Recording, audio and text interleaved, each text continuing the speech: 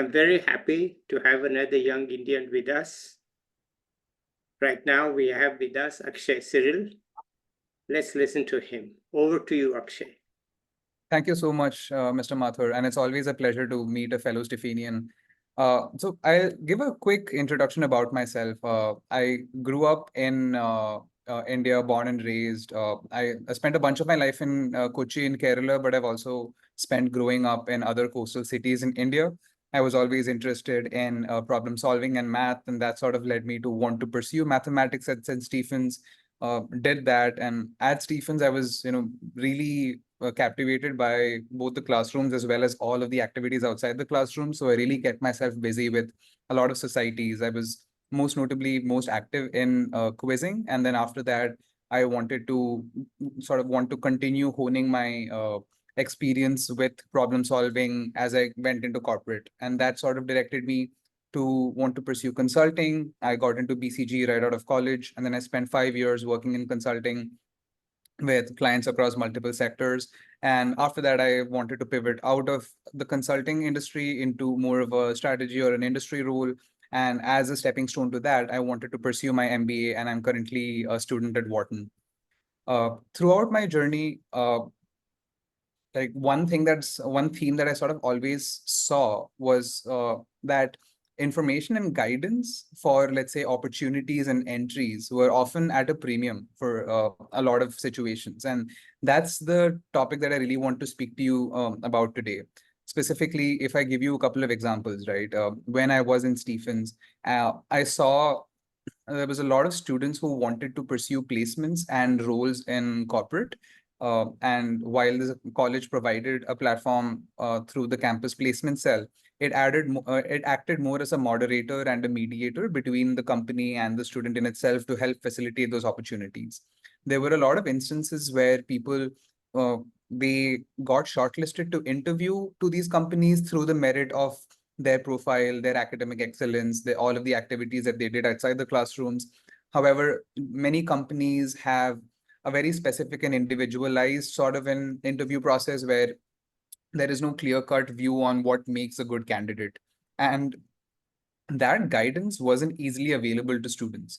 Taking my own example, when I interviewed for consulting companies, a large proponent of what the interview consists of is the case interviews, where you have to sort of have a dialogue with your interviewer, solve a business problem, present recommendations, and then a secondary aspect would be a personal conversation to gauge the fit uh, of the candidate to the culture of the company. At the time when I was applying to companies, like so many others, I was also, in a struggle because I didn't know how to really approach these case interviews, and it was always, it only added to the stress, right? Because you don't know what you're going into. I reached out to a lot of my seniors in Stephens who had been through a similar boat, who were also working in companies, and they provided amazing guidance and a lot of inputs to help bridge that gap of what is expected. But then I realized at the end of that, retrospectively, that while the process may have worked for me, it took going out of my way a lot, right, to find the right people, to have them speak to me, to have them provide those inputs and guidance, and to sort of learn that, right? So that just made me realize that there might be like so many more who would have wanted to also interview, but for some reason or the other, if they had, let's say, not reached out and not had those conversations to get those inputs, then they're putting themselves at a back foot as compared to someone who did do that, right? So that's one instance that really stood out to me. Yeah. How we sort of and like that idea never sat right with me, that hey, there is a premium on information.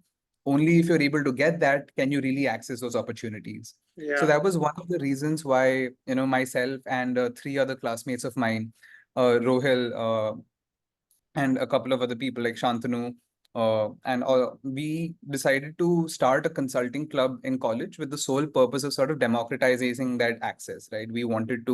Yeah. Uh, we wanted to essentially put, like, make publicly available all of these guidance and inputs that we had received over the course of um, uh, our preparation for consulting, right? So I had gotten into BCG. The other three had also gotten into McKinsey and Bain. So together, we sort of encompass the sort of target companies that a lot of people wanted to get into. So we sort of compiled all of the resources, we documented all of the inputs that we had gotten, and we made that sort of available to the students. And uh, this year, I had the pleasure of speaking to the students of St. Stephen's again on a similar topic to help give them some tips on how to approach their career and whatnot. And it was like great to see that this particular club was doing well in terms of helping students.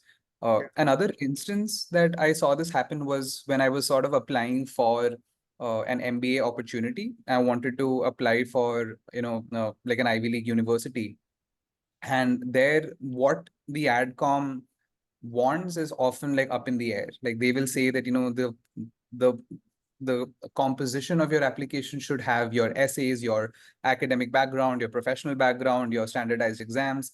But what constitutes a good profile is often like up in the grabs, up in the air.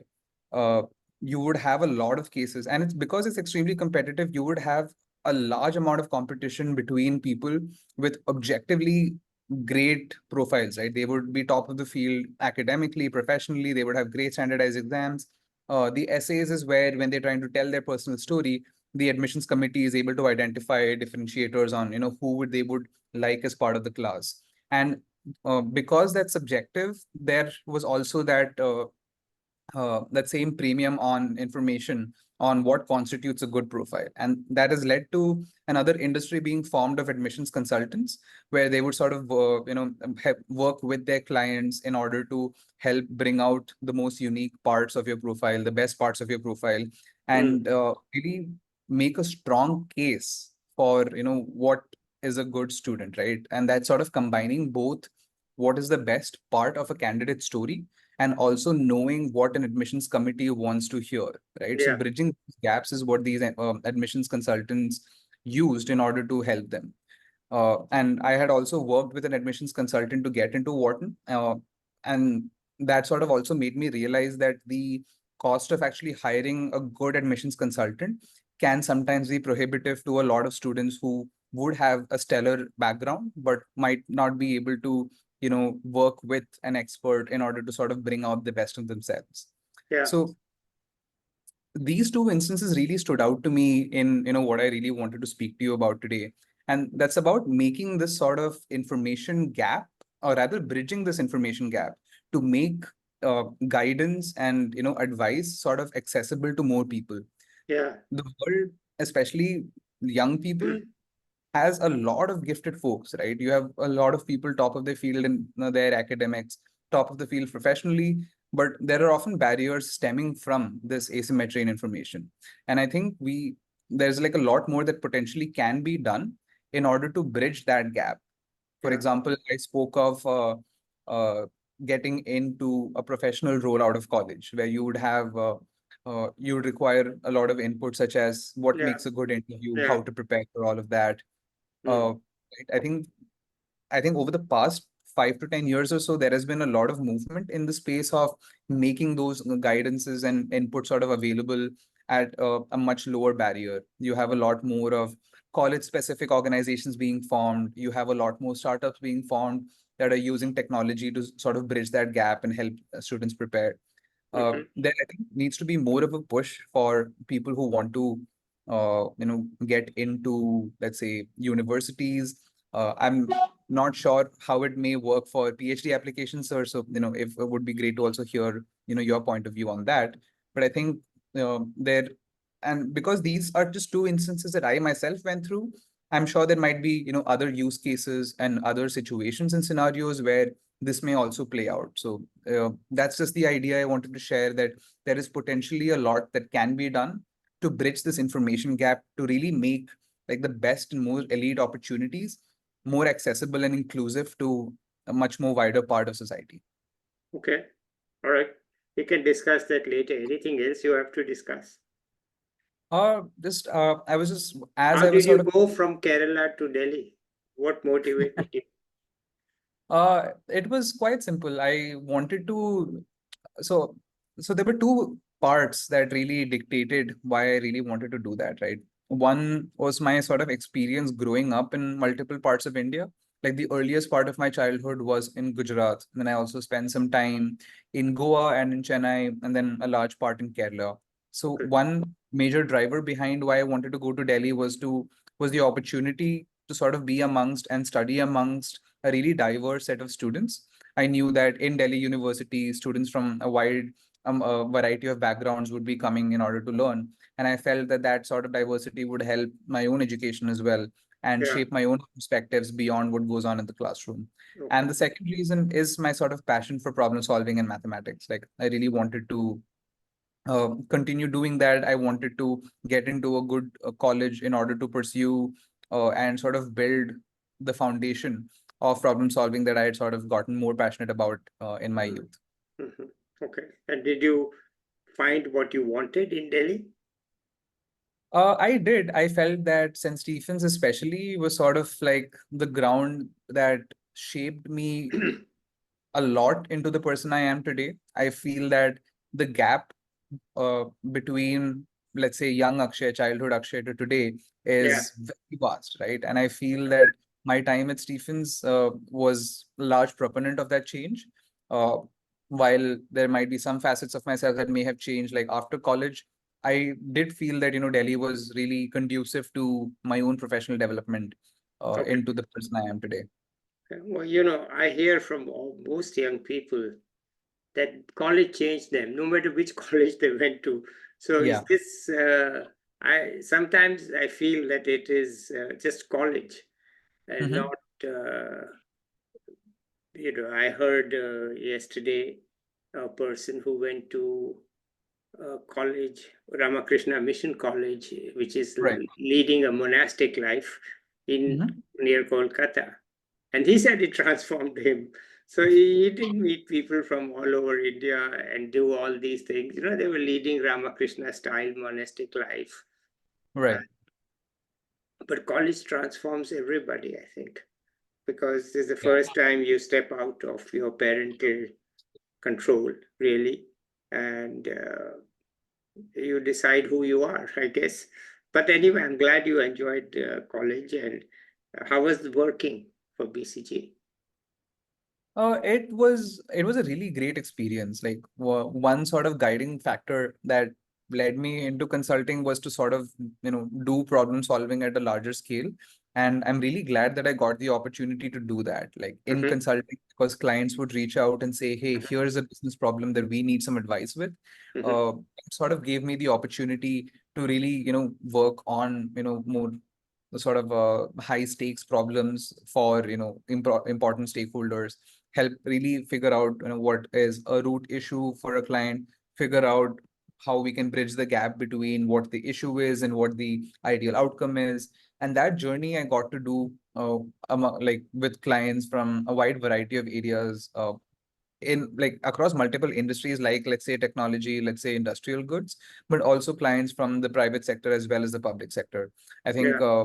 one of my more favorite memories from BCG was sort of helping public sector bodies solve their issues as well, because while the problem solving goal was being ticked, this also led to, a sense of fulfillment that I was also helping, my country solve like issues that, they found critical. Okay. Wonderful. What else? I mean, why did you just thought you need uh, that was also problem solving. So there's a strategy which you are talking about. How's that different from the problem solving? So I feel strategy is an outcome, and the process of getting to what constitutes a good strategy involves a large amount of problem solving. For example, if a company would reach out and say, "Hey, I'm losing profits," like that's such a vague term to sort of, unpack. You really need to get into the roots of figuring out, okay, what drives the business for this company? What are the various areas that drive both, Mm, revenues, and what are the cost mm, centers? Figure out from an operational point of view what's going on. Figure out, talk to everyone in the company. Figure out from a people side, how does the company look? mm, What is happening, mm, and sort of unpacking all of that, getting into the weeds of what's going on where mm, you're essentially doing a lot of problem solving from the ground up mm, before arriving at a at a stage of, suggesting, hey, what your strategy should be. So I felt that was the element of problem solving that I really enjoyed. Even, strategy aside, I also did a lot of work in implementing a lot of the strategies as well, which Yeah. often led to a lot of work in the transformation area of recommendations as well. For example, there's like a really old shipbuilder in India, and I spent a lot of time working with them. We had worked with them to sort of figure out strategies on how they could, make a roadmap for how the future of the business looks like 5 to 10 years from now. And then I spent many months, implementing the foundation of what would fuel that growth. I, spent time at the yard figuring out, okay, like one specific KPI that I was looking at was implementing performance management systems. So, really trying to figure out how we can capture and distill and analyze data emerging from all of the different workshops and factories that are present in the yard in itself. So doing that also helped sort of translate the strategy that we were recommending for the companies into sort of actionable steps and helping them actually achieve that, to see, like the ground realities of it, and also help them, achieve the potential of what we suggested to them, was also a fulfilling experience in itself. Wonderful. All right. So what's your future? So right now I'm pursuing an MBA at Wharton, with the one major reason that I wanted to uh, get into this university was, like I said, I wanted to pivot out of consulting, and I wanted to give myself a good foundation for that. Another reason was I wanted to sort of study amongst a more international crowd, in a similar way that the community in St. Stephen's and in Delhi sort of helped shape who I am as I moved out of school and got into college. I wanted to pursue like a similar amount, like a similar kind of learning, but with a more international crowd, and that led me to Wharton. Coming out of it, I want to have, uh, professional goals aside, right? Job in this sector and whatnot. That aside, I want to just, further grow as a person by learning from people from a variety of perspective, from a variety of backgrounds, and with them, they bring a large amount of diverse perspectives. So I want those perspectives to help just shape me be a better person, and also, achieve my professional goals of, job in a specific industry and whatnot. But you have to recoup the money you have either borrowed or spent on the Of education, right? course. That's a huge Of amount. So that, yes. there has to be a primary goal to recoup that, right? So you have Of to. course. All right, great. Anything else you want to add here?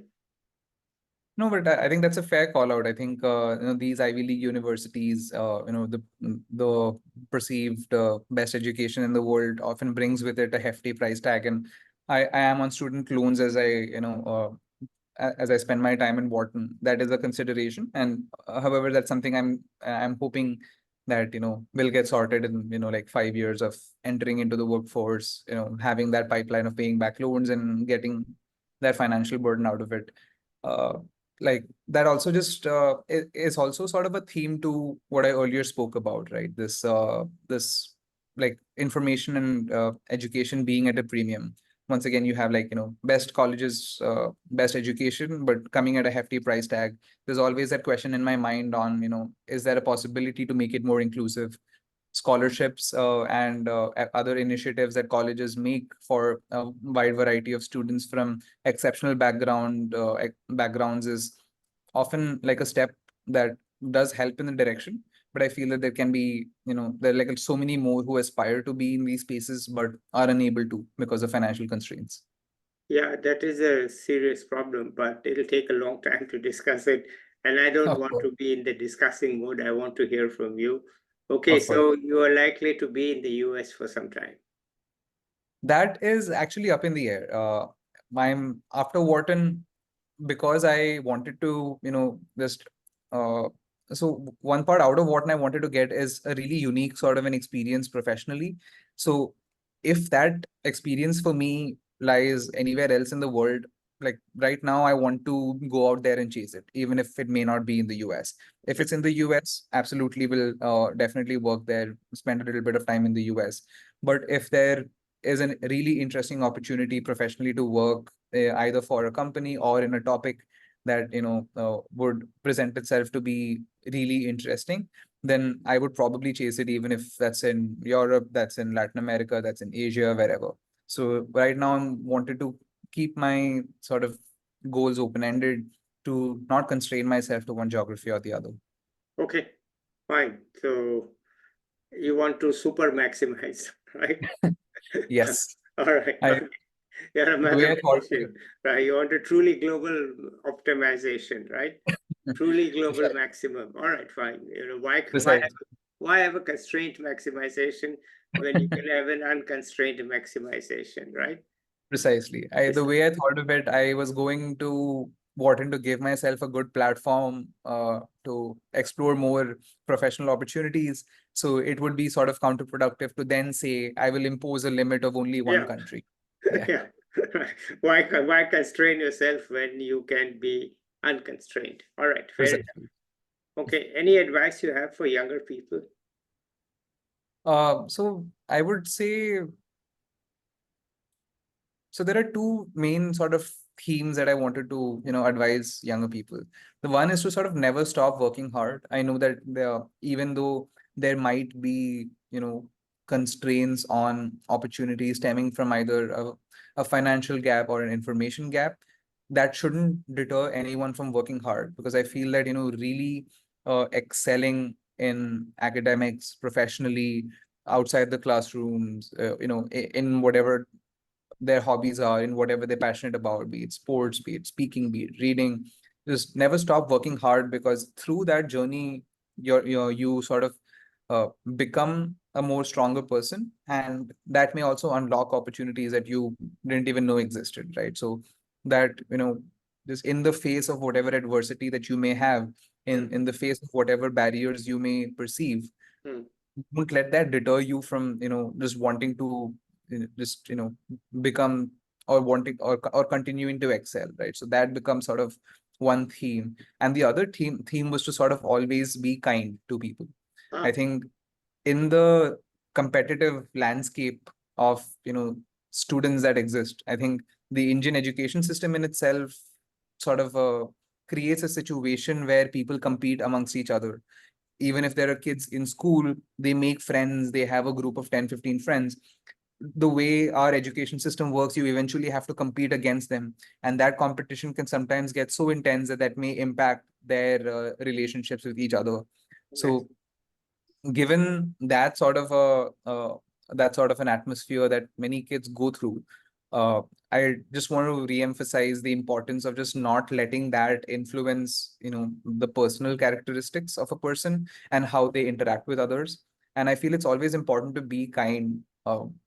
One, to sort of come away from what conditioning a person may have because of the education system and other competitive scenarios, and the other is just, you would never know what another person is going through, right?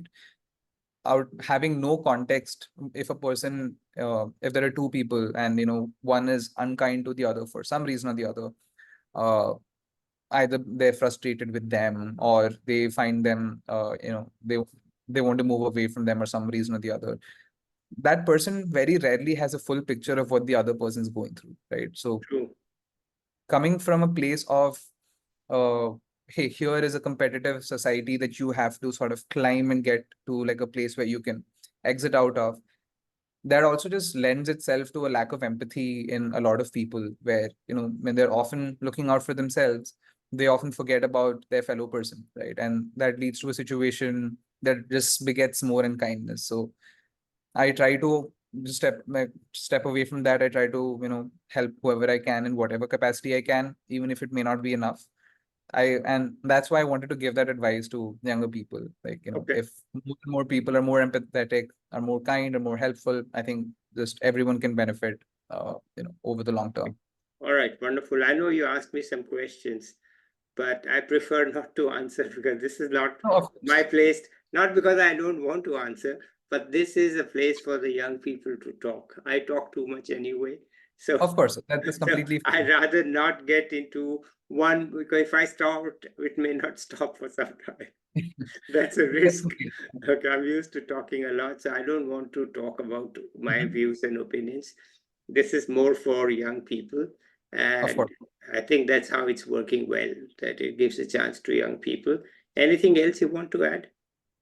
It's just one final reflection Yeah. on the sort of topic I touched upon earlier during this conversation. In that, I sort of called out a couple of areas where I saw like a gap of information and advice. Uh, and the reflection that I have is how, AI and emerging technology is sort of influencing this space already.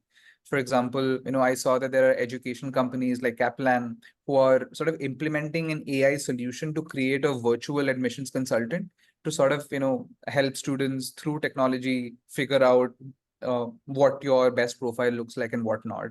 Yeah. And even though it might be like a premium service, it is sort of moving more in the direction of higher inclusion because it might be at a lower price point as compared to Hmm. uh, a traditional consultant. So Yeah. I think it's good to see that there is a lot of progress. Uh, I wouldn't say a lot of progress. I think it'll be more right to say there is progress in the field of driving more inclusion to bridge this information gap. And I think it's because this problem remains pervasive.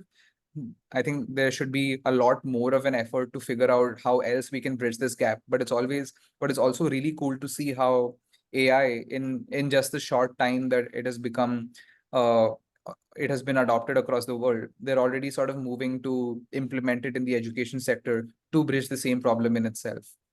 All right, wonderful. That's encouraging news for sure. That we, but remember that the whole thing of MOOCs, massive Yes. online course, it's pretty much a flop, and it Mhm. really. So let's see where this goes. But okay, Precise. let's Which is end. why I had that disclaimer of not too much progress, but progress. Let's end it here today. We'll Sure. catch up with you perhaps in a year to see where you are, what you are doing, Sounds which good, sir. what was the global. Maybe you aren't finished in 1 year, right? You'll not be finished, right? Of You'll still. course. All right, fine.